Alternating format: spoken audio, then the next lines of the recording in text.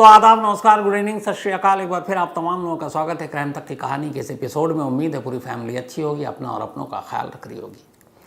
मैं बार बार लगातार शायद 1000 बार कह चुका हूँ कि इस दुनिया में कोई ऐसा रिश्ता नहीं है जिसके साथ जुर्म ना हुआ हो। इस दुनिया में बहुत सारे लोग दावा करते हैं कि हम प्यार करते हैं, एक दूसरे के लिए जान दे सकते हैं, लेकिन इसी दुनिया में हज़ारों लाखों ऐसे इंसिडेंट हैं कि जो प्यार का दम भरते हैं, दावा करते हैं कि हम एक दूसरे के लिए जान दे सकते हैं, वो दूसरों की जान लेने में ज़रा भी झिझकते नहीं हैं। चाहे इसमें गर्लफ्रेंड हो, बॉयफ्रेंड हो, शादी से पहले के रिश्ते हो, शादी के बाद के रिश्ते हो, और वो ये सोचते नहीं हैं कि जिस प्यार की बुनियाद पर वो अपना रिश्ता शुरू करने जा रहे हैं, क्या उसका अंत किसी खून के साथ हो सकता है या प्यार का अंत नफ़रत के साथ हो सकता है। पर जब तक समझ में आता है तब तक बहुत देर हो चुकी होती है। हालांकि मेरा मानना है कि जहाँ प्यार होता है वहाँ नफ़रत, और कम से कम चलिए नफ़रत कई चीज़ों में लड़ाई हो सकती है, मनमुटाव हो सकता है, लेकिन बात खून तक आ जाए, सामने वाले की जान लेने की ज़िद पर आ जाए, ये कैसा प्यार, कैसी मोहब्बत, समझ से परे की चीज़ है। आज की कहानी एक लड़का और एक लड़के की एक ऐसी कहानी है जिस पर कोई भी फिल्म बनाया जा सकता है। इसलिए फिल्म बनाई जा सकती है क्योंकि इसमें एक बॉलीवुड की फिल्मों के तमाम मसाले हैं। इसमें लव है, सेक्स है, धोखा है, नफ़रत है, बदला है, कत्ल है, एक्स्ट्रा मैरिटल अफेयर है, हिंसा है, उससे पहले की मोहब्बत है, सब कुछ है। इस कहानी की शुरुआत होती है 2015 में। 2015 की बात है। दिल्ली के बराबर में एक सोसाइटी है, गुरुग्राम फरीदाबाद रोड पर। उस सोसाइटी में एक लड़की रहा करती थी, शेफाली भसीन तिवारी। शेफाली भसीन तिवारी कुछ वक्त तक वो मेरे ही पेशे में रही, मतलब मेरी हम पेशा रही। वो एक फ्रीलांस जर्नलिस्ट थी, मतलब किसी कंपनी, किसी चैनल या न्यूज़पेपर में नहीं काम करती थी, लेकिन हर एक के लिए काम करती थी। तो एक जर्नलिस्ट ही थी। उम्र करीब 32 साल थी। शेफाली की पढ़ाई लिखाई ठीक ठाक हुई, परिवार अच्छा था। कॉलेज में उसकी एक लड़के से दोस्ती हुई, दोनों में प्यार हुआ और दोनों ने फिर शादी करने का फ़ैसला कर लिया और दोनों की शादी हो गई। अब दोनों ठीक ठाक, दोनों की ज़िंदगी चल रही है शादी के बाद। तभी एक रोज़ शेफाली और उसके हस्बैंड ने यह तय किया कि उनके पास एक और फ्लैट था, उस फ्लैट को बेच देते हैं। और ये फ्लैट जो था ये इसी गुरुग्राम फरीदाबाद रोड पर था, एक अपार्टमेंट में। तो शेफाली और उसके पति ने इस फ्लैट को एक शख्स को बेचा जिसका नाम था विक्रम चौहान। विक्रम चौहान लगभग शेफाली की उम्र का। अब फ्लैट खरीदने के बाद विक्रम चौहान उसी अपार्टमेंट पे आ गया जिसको शेफाली ने बेचा था, और शेफाली उसी सोसाइटी में एक और फ्लैट भी था उसका अपना, तो वो वहीं रहती थी। तो बेचने के बाद भी वो उसी सोसाइटी में, और ख़रीदने के बाद विक्रम चौहान अब अपने फैमिली के साथ वहीं आकर रहने लगा।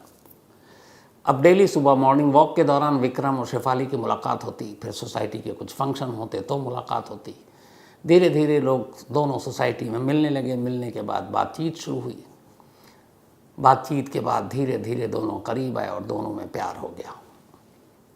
अब यहाँ तक सब कुछ ठीक था,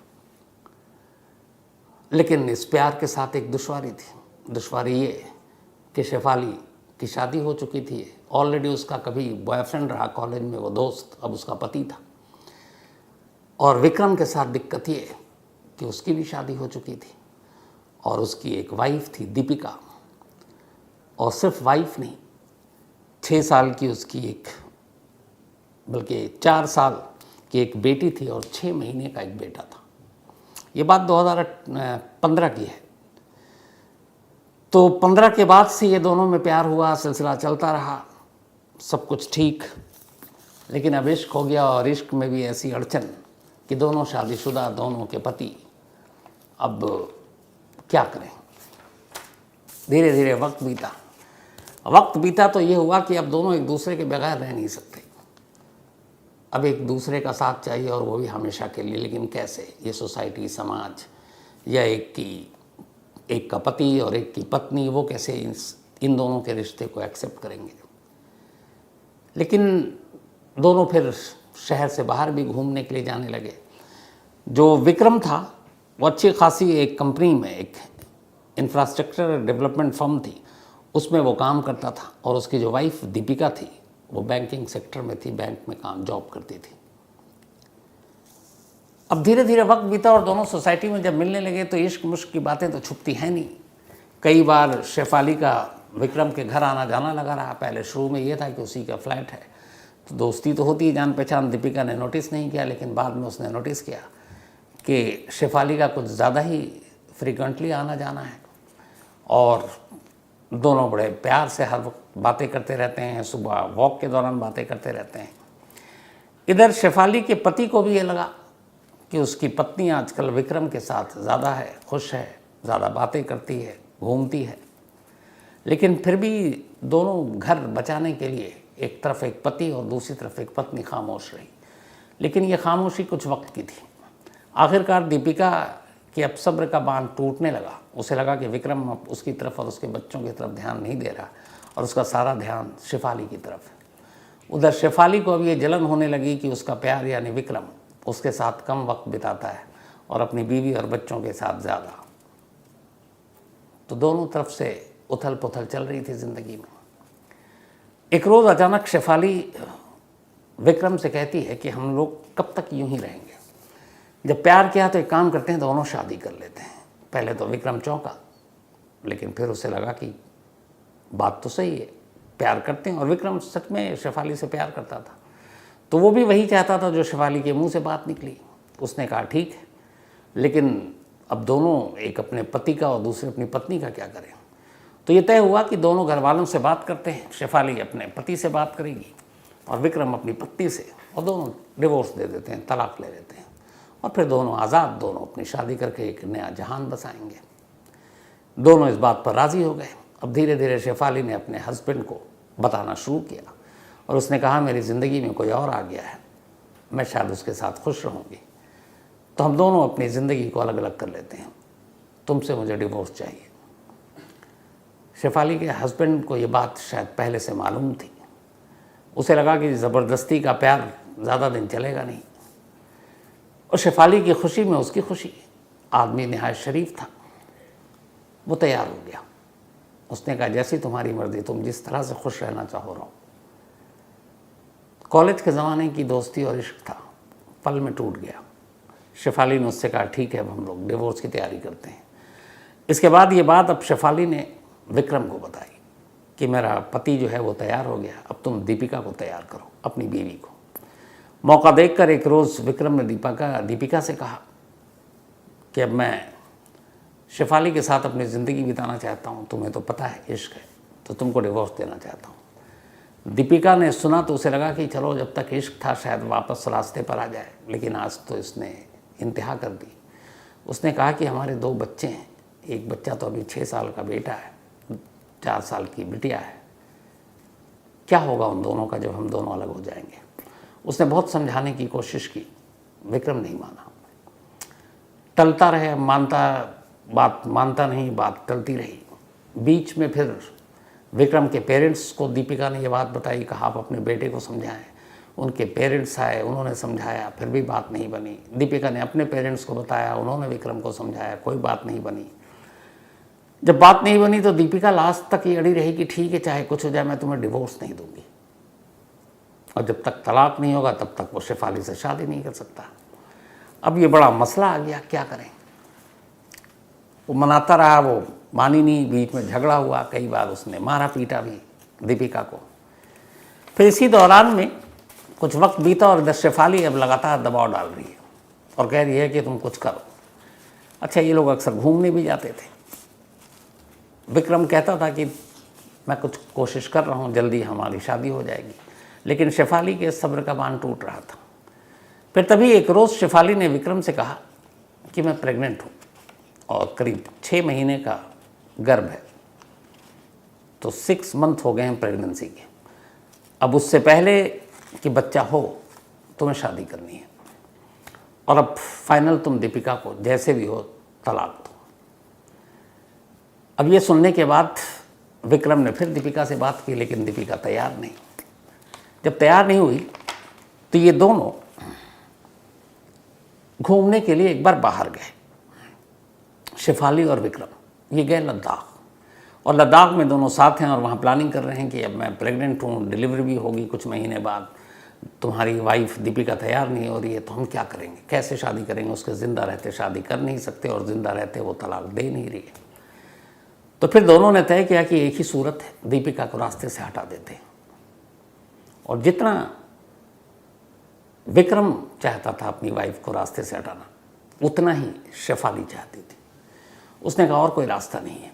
दोनों लद्दाख में बैठकर प्लानिंग कर रहे हैं एक मर्डर की।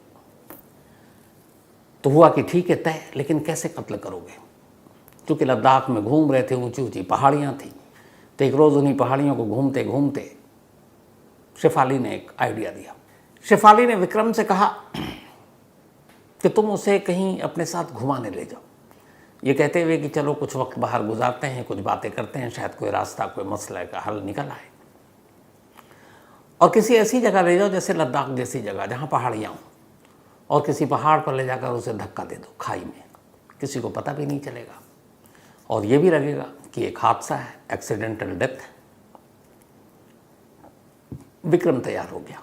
ये बात है अप्रैल 2018 की, जब ये दोनों लद्दाख गए थे घूमने के लिए, शेफाली और विक्रम। अब वो अप्रैल में वापस लौटते हैं। लौटने के बाद अब ये होता है कि कहीं चलें, लेकिन दीपिका गुस्से में वो कहीं बाहर जाने के लिए तैयार नहीं। बड़ी मुश्किल से मनाते मनाते आखिरकार अक्टूबर का महीना आ गया। अब दीपिका को मनाने के लिए अपने कैरेक्टर में भी थोड़ा सा बदलाव लाता है विक्रम। वो उसके साथ थोड़ा अच्छा बर्ताव करने लगता है, ऐसा लगता है जैसे वो बदल रहा है। धीरे धीरे दीपिका को भी लगता है कि शायद अब ये बदल रहा है, और वो भी चाहती थी कि उसका संसार सुखी रहे, उसका पति उसके साथ रहे, दोनों बच्चे को माँ बाप का प्यार मिले। लेकिन उसे पता नहीं था कि विक्रम के मन में क्या चल रहा है। 24 अक्टूबर 2018 आखिरकार दीपिका तैयार हो गई उसके साथ बाहर जाने के लिए। अब ये दोनों बड़ा प्लान करते कहाँ जाए, तो ये हुआ लास्ट में कि नैनीताल चलते हैं। अब नैनीताल में झील भी है और पहाड़ भी है। 24 अक्टूबर को विक्रम दीपिका को लेकर नैनीताल पहुंचता है। वहाँ जाने के बाद ये उधर उधर घूमता है।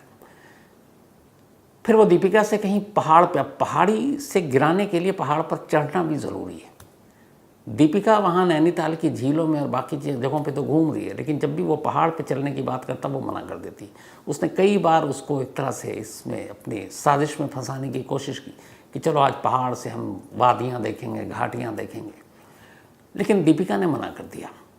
आखिरकार ये प्लान फ्लॉप हो गया। जब भी वो पहाड़ पे चलने की बात करता दीपिका मना कर देती, वापस होटल में आ जाती, और विक्रम को मौका ही नहीं मिला दीपिका को पहाड़ पर ले जाकर धक्का देने का। अब दोनों वापस दिल्ली लौट आते हैं 26 अक्टूबर को 2018। अगले दिन करवा चौथ 27 अक्टूबर 2018। लौटने के बाद अब दीपिका के पेरेंट्स घर आए थे, क्योंकि उन्हें पता था दोनों के बीच में रिश्ता ठीक नहीं चल रहा है, तो कुछ समझाते हैं। दोनों घर आए, फिर बातचीत हुई। बातचीत के बाद दोनों लौट गए। 27 अक्टूबर की रात ये दोनों जिस गुरुग्राम फरीदाबाद रोड के जिस हाउसिंग सोसाइटी में रहा करते थे, उस पर इनका फ्लैट 8वीं मंजिल पर था, 8th फ्लोर। जब ये नैनीताल से वापस लौटे बिना दीपिका को मारे विक्रम, तब भी लगातार शेफाली विक्रम को टेक्स्ट और मेल करती थी और पूछती थी क्या हुआ, तुम पहाड़ी पर गए, धक्का दिए। जब वो अब ये हुआ कि वो पहाड़ पे जा नहीं रही और ये लौट रहे हैं दिल्ली की तरफ, तब उसने क्या लास्ट मैसेज भेजा था शेफाली ने विक्रम को, और उसमें लिखा उसने कि यू आर ए लूज़र, और भी बहुत सारी बातें, तुमसे एक काम नहीं हुआ छोटा सा, किसी की जान लेना एक छोटा सा काम। तो खैर शेफाली भी अब गुस्से में इधर ये लौट आए, काम अधूरा रह गया। 27 अक्टूबर 2018 करवा चौथ का दिन दीपिका ने अपने पति की लंबी उम्र के लिए व्रत रखा। रात हो गई। जब रात हुई तो फिर इधर लगातार मैसेज। उस दिन शेफाली गुस्से में कि तुम अपनी बीवी के साथ करवा चौथ मना रहे हो, मैं यहाँ हूँ, तुम्हारी सुहागन हूँ, प्रेग्नेंट हूँ, तुम्हारे बच्चे की माँ बनने वाली हूँ, पति से डिवोर्स की बात कर चुकी हूँ, और तुम हो कि कुछ कर ही नहीं रहे हो। वो लगातार उसको उकसाती, भड़काती, और इत्तेफाक से करवा चौथ के दिन ये बात ज़्यादा हो गई। विक्रम को आया बहुत गुस्सा। रात का वक्त वो दीपिका से लड़ पड़ा। लड़ते लड़ते दीपिका बालकनी के करीब आई, 8वीं मंजिल पर घर है। और अब अचानक विक्रम को लगा कि जो नैनीताल की ऊंची घाटियाँ या पहाड़ें नहीं कर पाई, ये तो घर ही है अपना, 8वीं फ्लोर किसी पहाड़ की बुलंदी से कम तो है नहीं। लड़ते लड़ते वो अचानक बालकनी के पास लाया और उसके बाद उसने ज़ोर से दीपिका को पकड़ा और दीपिका को नीचे बालकनी से धक्का दिया। लेकिन जब वो गिरने लगी तो दीपिका का हाथ विक्रम के हाथ में आ गया। उसने उसकी कलाई को बहुत ज़ोर से पकड़ा और गिड़गिड़ाने लगी। उसने कहा कि मुझे मत मारो, 2 छोटे छोटे बच्चे हैं, मैं उनसे बहुत प्यार करती हूँ। जो उसकी आखिरी लाइन निकली थी उसके मुंह से यही कि मैं अपने बच्चों से बहुत प्यार करती हूँ, मुझे मत मारो। लेकिन विक्रम ने उसकी उस पकड़ को ढीला किया, हाथ छूटा और 8वीं मंजिल से दीपिका नीचे गिर पड़ी। इत्तेफाक से जब ये सब कुछ हो रहा था, जब विक्रम अपनी बीवी को 8वीं मंजिल से धक्का देकर गिरा रहा था, तो उसके पड़ोस के फ्लैट में रहने वाला एक शख्स ये सारी चीज़ें देख रहा था और ये सारी बातें सुन रहा था। लेकिन इससे पहले कि वो रिएक्ट करता, दीपिका का हाथ छूट चुका था, वो नीचे गिर चुकी थी। विक्रम इसके बाद भागा भागा नीचे जाता है, शोर मचाता हुआ, रोता हुआ। फिर एम्बुलेंस आती है, उसको अस्पताल ले जाया जाता है, लेकिन मौत हो गई। उससे पहले, नीचे जाने से पहले वो उस बालकनी के पास रखे कई गमलों वमलों को भी गिराकर तोड़ देता है। इसके बाद पुलिस आती है, पुलिस रिपोर्ट दर्ज करती है। वो कहता है कि हम लोग करवा चौथ के बाद यहाँ खड़े थे, अचानक वो खुश थी, फिर उसका बैलेंस गड़बड़ाया और वो बालकनी से नीचे गिर गई। मैं उसको बचाने के लिए आया, उस चक्कर में ये पॉट वॉट भी टूट गए, लेकिन मैं बचा नहीं पाया। पुलिस ने भी एक एक्सीडेंटल केस, एक्सीडेंटल डेथ का मामला दर्ज कर लिया। लेकिन अगले दिन फिर फादर आते हैं दीपिका के और वो पुलिस को बताते हैं कि मियाँ बीवी के बीच में पिछले कई वक्त से रिश्ते ख़राब थे और उसकी वजह एक लड़की शेफाली है। अब पुलिस को डाउट होता है। पुलिस विक्रम के सारे मेल, फ़ोन, मैसेजेस सब चेक करती है। जब चेक करती है तो उसी दौरान शेफाली के भी वो सारे मैसेज मिलते हैं, जिसमें वो सारी प्लानिंग थी कि कैसे ले जाकर नैनीताल से धक्का देना है, तुम लूज़र हो, और फिर उस करवा चौथ के दिन कि आज ही मार डालो। उसका लास्ट मैसेज ये था कि उसे आज ही ख़त्म करना है, तुम्हें आज ही मार डालो उसे। जब ये सारी चीज़ें आए, 27 अक्टूबर की बात थी, 2 दिन के अंदर 29 अक्टूबर पुलिस ने विक्रम को अरेस्ट कर लिया। विक्रम के साथ शेफाली को भी अरेस्ट कर लिया। जब ये अरेस्टिंग की खबर आई तब वो पड़ोसी जो चुप था वो पुलिस के पास आता है और बयान देता है। कहता मैं इसका विटनेस हूँ, मैंने देखा है उसको बालकनी से धक्का देते हुए, मैंने उसकी चीख सुनी है, मैंने उसको गिड़गिड़ाते हुए सुना है कि मैं अपने बच्चों से प्यार करती हूँ, मुझे मत मारो। लेकिन इस शख्स ने उसका हाथ छोड़ दिया। तो एक चश्मदीद भी मिल गया। पुलिस ने सारा मुकदमा दर्ज किया और इन दोनों को अरेस्ट कर लिया। तफ्तीश के दौरान फिर ये भी पता चला कि विक्रम का एक भाई है, वो भी इस कत्ल की साजिश के बारे में जानता था, लेकिन विक्रम की गिरफ्तारी के साथ ही वो भाग गया। अब इन दोनों को गिरफ्तार करके जेल भेजा गया, उसके न्यायिक हिरासत में गए। लेकिन कुछ ही वक्त के बाद अदालत ने शेफाली को बेल दे दिया, ज़मानत पर बाहर। और वजह क्या थी कि वो प्रेग्नेंट है। तो एक गर्भवती महिला है, उसके साथ थोड़ी सी इंसानियत और नरमी बरतने की ज़रूरत है, इसीलिए उसको ज़मानत पर बाहर कर दिया गया। जबकि दीपिका के घर वालों ने ऑब्जेक्शन फाइल किया और कहा कि इस देश के जेलों में न जाने ऐसी कितनी सैकड़ों हज़ारों महिलाएं जो प्रेग्नेंट होते हुए जेल गईं और जेल में बच्चों को जन्म दिया। जैसे 2 तो मैं वैसे ही बता सकता हूँ, एक शबनम जिसकी कहानी सुनाई है, और एक जो रेलू राम पुनिया का केस हरियाणा का, उसने भी जेल में बेटे को जन्म दिया था। लेकिन यहाँ अदालत ने नहीं माना। अदालत ने कहा कि नहीं, वो प्रेग्नेंट है, उसके साथ हमदर्दी बरतने की ज़रूरत है। जिस शेफाली ने एक 6 महीने के बच्चे की माँ और उसके 4 साल की बेटी जिसकी थी उसकी माँ, उसको मारने में भरपूर मदद की, खुद उसका जब बच्चा पैदा होने वाला था तो उसको इसी ग्राउंड पर ज़मानत दे दी गई और वो ज़मानत पर बाहर आ गई। फिर उसने बच्चे को जन्म दिया।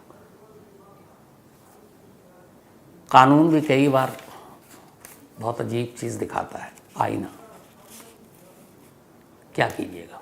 अब जो शुरू में मैंने कहा था कि शेफाली और विक्रम, दीपिका और शेफाली का हस्बैंड। इनमें कॉमन ये था कि सभी ने अपनी अपनी पसंद से शादी की। बाद में दो लोगों को प्यार हो गया एक दूसरे से, अब दो को छोड़ना है। तो छोड़ने तक तो बात ठीक थी, लेकिन न छोड़ने पे कत्ल।